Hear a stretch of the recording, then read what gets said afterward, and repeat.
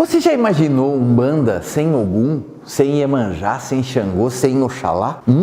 Mas afinal de contas, será que dá para fazer Umbanda sem Orixá? Tá tudo aqui no vídeo de hoje. Um salve com muita alegria! Eu espero que você possa sentir a alegria do meu coração, a vibração de poder estar falando com você mais uma vez. A gente só é gratidão. Família Human de Boa não para de crescer. Ultrapassamos o limite dos 270k.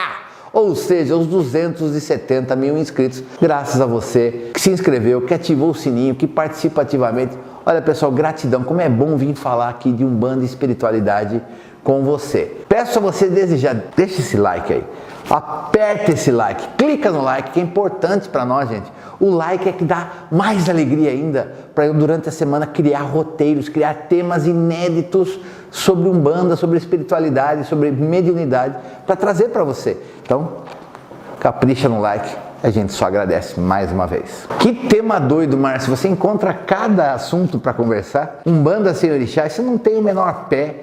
Não tem a menor cabeça. Já imaginou, gente, um terreiro de Umbanda que não cultua orixás? Não tem Obaloaê, não tem Oxum, não tem Oxalá, não tem Ogum, nem Oxóssi, não tem orixá. Será que isso seria possível? É uma pergunta plausível. Daí você pode falar assim para mim, por que é tão plausível? Por que você acredita que essa pergunta faça algum sentido, Márcio? Por uma situação muito simples, né? Eu acho que dá para dividir. Estou falando hoje aqui de Umbanda, tanto teórica quanto prática, mas no conceito da liturgia, de como a gente vive a Umbanda.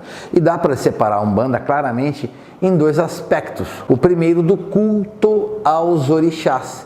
A segunda parte é da manifestação, da incorporação das linhas de trabalho, ou seja, de caboclo, preto velho, baiano, boiadeiro, exu e assim por diante. Então tem o culto dos orixás e tem o trabalho das entidades. Dá para a gente separar as duas coisas muito claramente. E o que aconteceu, principalmente agora no século XXI, é que se adotou muito claramente uma ligação das linhas de trabalho com os orixás. Como assim? A maioria das pessoas entende, por exemplo, que todo preto velho está ligado a Obaloaê, que todo caboclo está ligado ao Oxóssi. São ideias pré-concebidas. E de onde saiu? De onde surgiu tudo isso? Surgiu dos diversos autores que escreveram sobre Umbanda. Eu posso falar aí de Rubens Saraceni, W.W. Damati Silva, Benjamin Figueiredo, tanta gente que escreveu sobre isso. Inclusive, é complicado para mim, que sou professor, sou sacerdote de Umbanda, de tirar da cabeça das pessoas que nem todo caboclo ele está ligado ao Oxóssi. Por quê? Por uma coisa muito simples, gente. O pessoal confunde orixá regente com orixá de ligação. Oxóssi é o grande patrono, o grande regente da linha de caboclos. Mas eu tenho caboclo que trabalha para Iemanjá, caboclo que trabalha para Obaloaê, que trabalha para Xangô, que trabalha para Ogum, que trabalha também para Oxóssi. Então essa visão, essa conexão dos orixás e guias é uma coisa que ficou muito forte na Umbanda. Mas será que foi sempre assim? Quando a gente começa a estudar a evolução das religiões no Brasil, para entender esse universo, você tem que realmente estudar todas. Você tem que estudar o catolicismo no Brasil, você tem que estudar as religiões africanas que se desenvolveram no Brasil, as religiões de matriz indígena que se desenvolveram aqui na nossa terra. Quando você começa a entender esse universo, você percebe claramente que nem sempre foi assim. A presença dos orixás nem sempre foi uma coisa natural nos trabalhos das entidades. E por que eu estou falando no trabalho das entidades? Porque Umbanda, como a gente conhece, a Umbanda da Caridade, ela começa em 1908. Mas antes disso, havia outras religiões que se utilizavam da manifestação de espíritos. E se você pegar o povo banto, ou seja, todos os negros que vieram, todos os africanos que vieram de Congo e Angola entre 1550 e mais ou menos 1850, 300 anos, eles trazem uma religião que cultuava, que tinha esse culto às entidades, de se incorporar espíritos, de se incorporar os antepassados, cultuavam os ancestrais com muita força. As primeiras religiões existiam o entendimento não de orixá, mas de inquice, ou seja, para eles as divindades não eram orixás. para o povo de Congo e Angola, para o africano de Congo e Angola, que existiam eram inquices. Os inquices não eram personificados, ou seja, não tinham forma, não tinham essa coisa antropomórfica, não tinham uma forma humana. Quando você fala de Aluvaiá, ou fala de Lemba, ou fala de Zazi ou Inzazi, quando você fala dos diversos inquices, eles estavam ligados às forças da natureza e tinham algumas atribuições, mas eles não tinham uma personificação humana, tanto que não dava para fazer uma imagem de um inquice. Normalmente, uma imagem do inquice era uma pedra, ou alguma coisa feita com as próprias mãos, ou um amuleto que eles faziam e dedicavam àquela energia. Ao inquice não existia orixás. Por quê? Porque os orixás começam a chegar no Brasil apenas com o povo que vem da Yorubalândia, o povo que vem do sul da Nigéria, do Benin, do Togo, que hoje são essas nações. E esses negros, esses africanos só chegam ao Brasil em 1780, 1790. Então mais de 200 anos foi uma supremacia, uma totalidade de religião Congo e Angola. Então, para eles não existia um orixá e eles cultuavam. E o interessante é, para quem já assistiu o nosso vídeo A Origem dos Pretos Velhos, um vídeo que eu recomendo muito para você, você vai entender que pretos velhos para eles eram nada mais que os antepassados e os ancestrais desse povo que veio de Congo e veio de Angola, esse povo também conhecido como um povo do tronco banto. Eles tinham essa forma, só que eles também cultuavam os espíritos da floresta, que é uma coisa que eu vou falar num outro vídeo que eu estou preparando para vocês, e também cultuavam o espírito dos inocentes. Quando eles saem da sua terra e chegam no Brasil, curiosamente, quando eles fugiam, esses escravos fugiam, eles eram prontamente acolhidos pelos índios. E quando ele viu o índio como o primeiro dono dessa terra, e para o povo de Congo e Angola, a terra em que ele vivia, onde ele pisava, tinha uma importância fundamental, é claro que os antepassados deles continuaram a ser cultuados. Mas esses espíritos da floresta que eles cultuavam lá na África, eles passam a cultuar o quê? O espírito dos índios, o espírito dos índios que tinham acolhido eles com tanto carinho e tinham ensinado sobre as ervas aqui do Brasil, sobre tudo, caminhos, como se embrenhar na mata, onde encontrar cada coisa. Então eles passaram a incorporar caboclos em respeito à terra que eles pisavam e aos primeiros donos da terra, que eram os índios brasileiros. E com isso vai gerar aí, mais ou menos nesses anos dos 1700, uma religião conhecida como Candomblé de Caboclos, na segunda metade do século XVIII, uma religião chamada Candomblé de Caboclos. E é interessante como acontecia o Candomblé de Caboclos. O verdadeiro Candomblé começa com Angola, não existia Candomblé Queto, era o Candomblé de Angola ou de Almas e Angola. Então esse Candomblé, eles tinham um espaço para cultuar os seus inquices e obviamente incorporar seus antepassados, o que nós entendemos hoje como pretos velhos. Em um outro espaço ao lado, eles tinham um lugar que era um altar para caboclos, para índios, e ali eles incorporavam os espíritos dos índios que haviam desencarnados e que ali se manifestavam. Então veja bem, nós temos aí uma semente de Umbanda, onde já se incorporava o caboclo, onde já se incorporava o preto velho, e não existia orixá.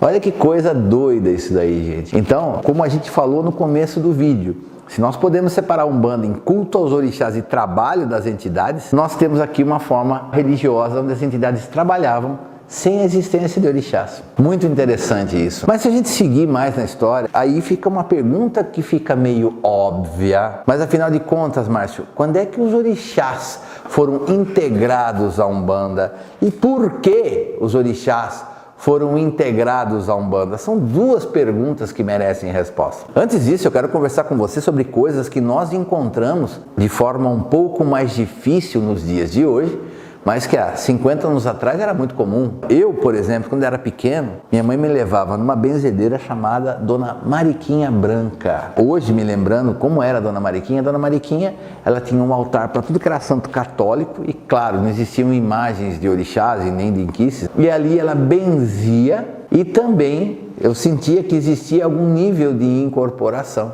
Uma coisa muito suave, ela já era uma senhora de muita idade, ela morreu com 108 anos de idade, só para citar isso aqui. Com a experiência que eu tenho hoje, me lembrando do que eu vivi, ela tinha aquela coisa de ter uma incorporação, uma inspiração espiritual naquilo que ela fazia.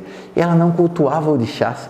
Então, você vai encontrar muitas pessoas que incorporam na história do Brasil que incorporam um preto velho, que incorporam um caboclo, e cujos médios sequer sabem da existência dos orixás, ou mesmo é uma prática comum naquela região.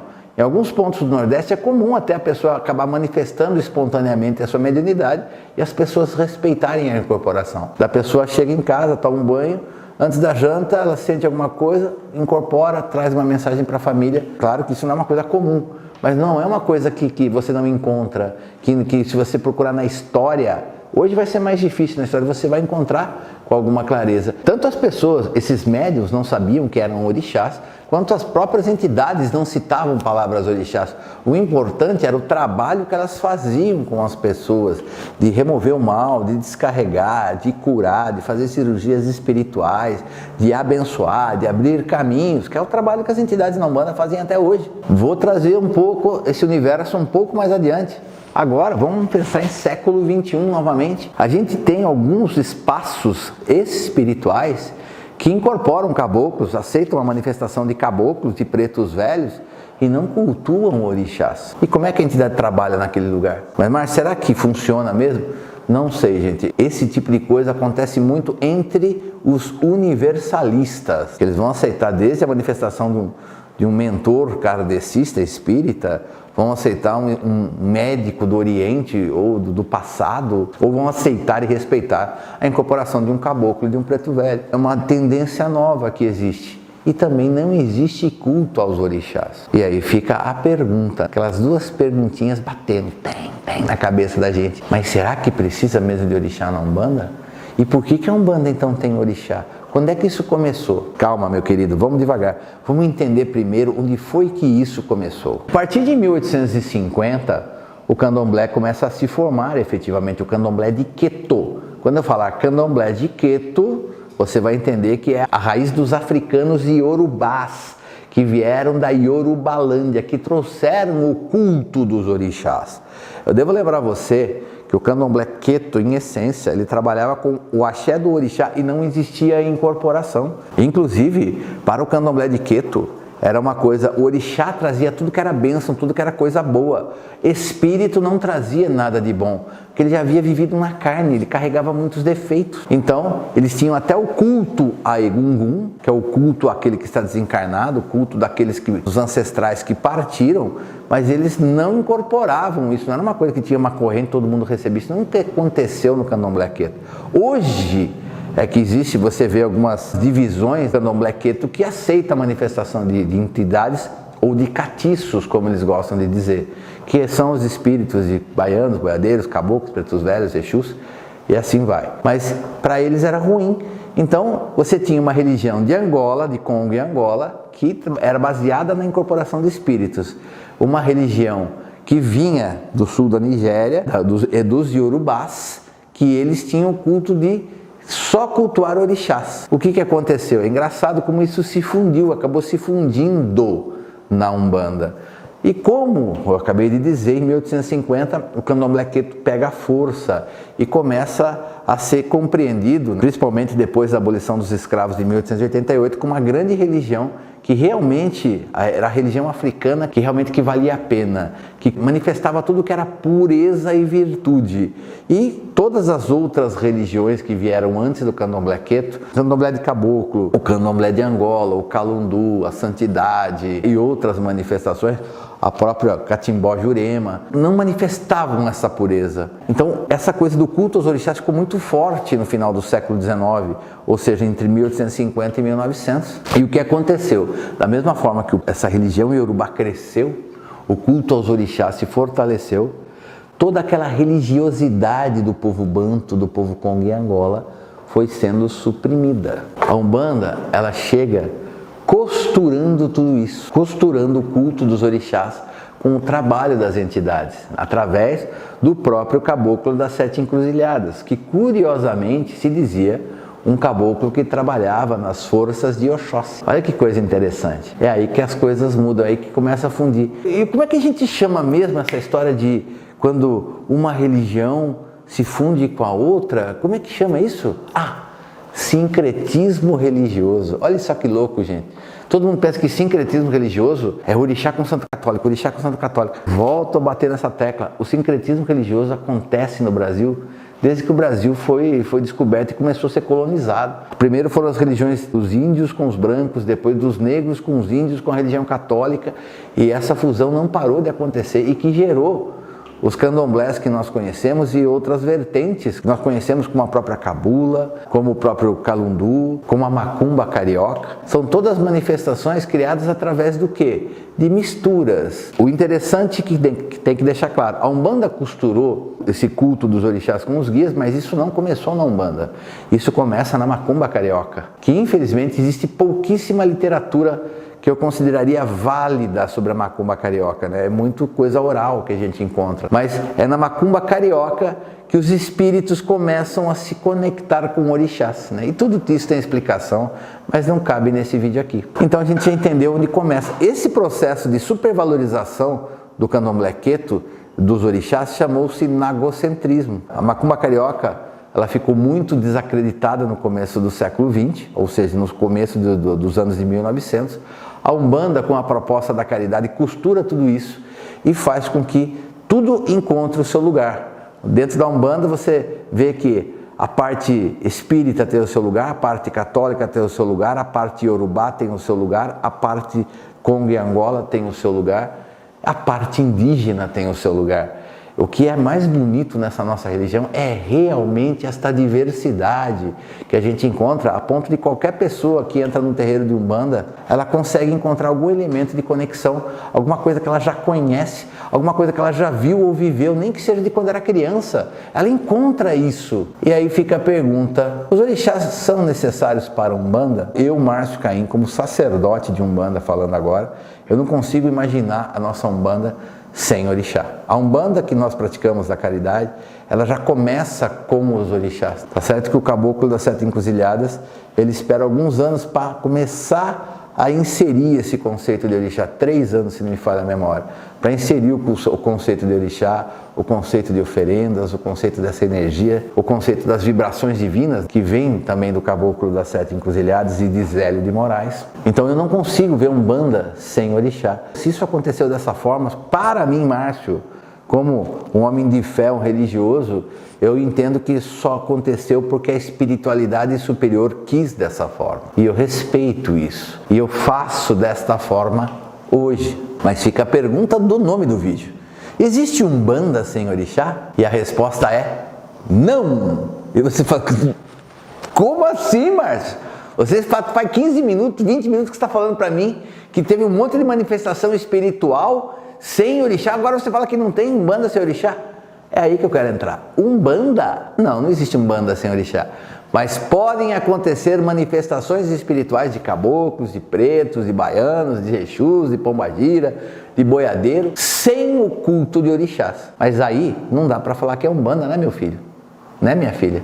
É isso que eu queria colocar para vocês. Então, entenda, a Umbanda é do jeito que é, porque Deus, nosso querido Olorum, ou Zambi, como você preferir, e a espiritualidade superior assim determinou. Uma religião que mostra a cara do Brasil. Todas as faces que existem religiosas no nosso Brasil, você encontra dentro da nossa Umbanda. Quem sabe essa seja um dos maiores legados da Umbanda, uma das coisas mais maravilhosas que existe na nossa religião. E não tem nada de errado nisso. Mas para ser Umbanda, tem que ter sim o culto das vibrações divinas, que são os orixás, e o trabalho das entidades espirituais. Você está entendendo, meu filho?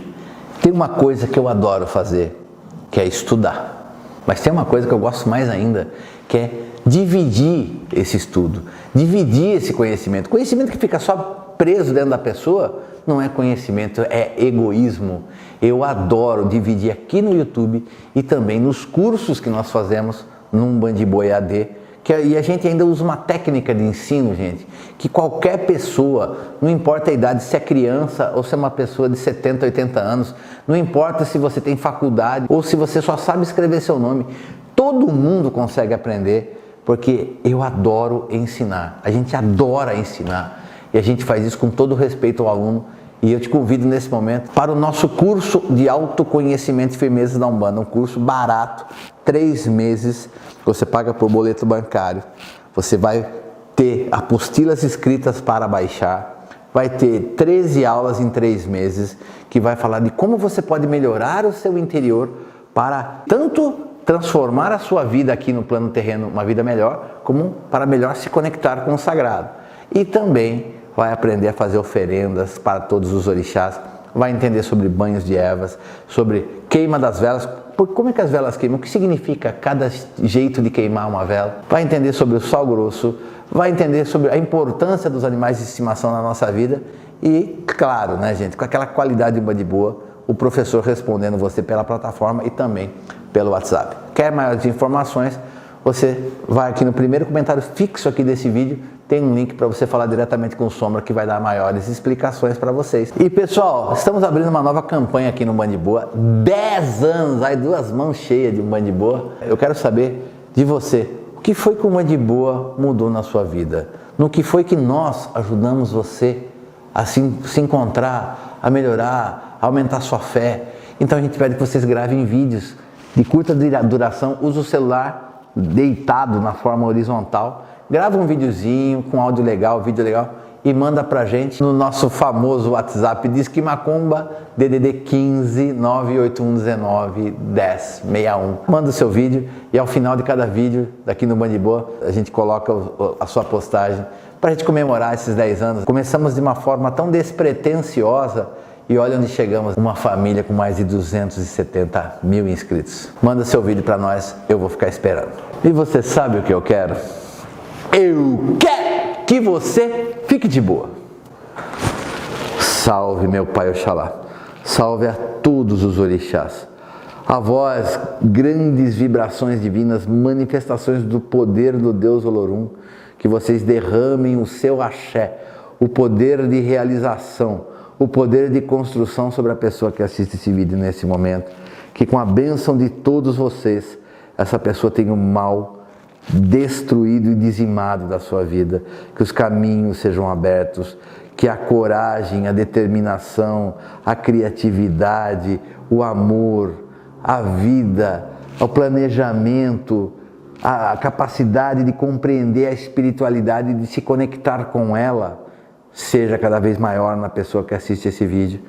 E peço também a todos os sagrados orixás que abençoem e fortaleçam a todos os trabalhadores espirituais da Umbanda, caboclos, pretos velhos, crianças, baianos, boiadeiros, ciganos, marinheiros, exus, pombagiras, malandros, membros da linha do Oriente, que sejam todos abençoados e que possam cada vez mais levar a bênção do nosso Deus Olorum, nosso Deus Zambi, nosso Deus Pai Todo-Poderoso, seja na sua forma integral, ou seja, nas manifestações orixás, como forma de curar, abençoar, libertar a todas as pessoas que precisam de ajuda nesse plano terreno, e que a nossa Umbanda possa crescer e despertar cada vez mais consciências e apaixonar cada vez mais as pessoas, assim como eu me apaixonei um dia. Por fim, eu peço a vós, todos os sagrados orixás, que abençoem a vida desta pessoa com saúde, proteção, paz, luz e prosperidade. Se não tivesse orixá, ficaria difícil até para eu me compreender como filho de Xangô. Se não tivesse orixá, quem sabe Oxalá não tivesse despertado a minha consciência, Mãe Iemanjá não tivesse fortalecido a minha vida, a Mãe Oxum não tivesse trazido um pouco de amor e bondade, Pai Obaloaí não tivesse me curado nos momentos de doença, Mamãe Nana Buruquê não tivesse me libertado de feitiços e armadilhas do plano inferior, o Pai Ogum não tivesse abrido os meus caminhos, quem sabe Oxóssi não tivesse batalhado ao meu lado e também não tivesse me trazido concentração e determinação, e que Mãe Iansã não teria me ensinado liberdade e independência. Então acredito sim, orixá é fundamental na Umbanda. O trabalho das entidades não há questionamento, mas orixá é a essência divina que anima o nosso espírito. Que Oxalá, o grande orixá, abençoe a todos e até a próxima.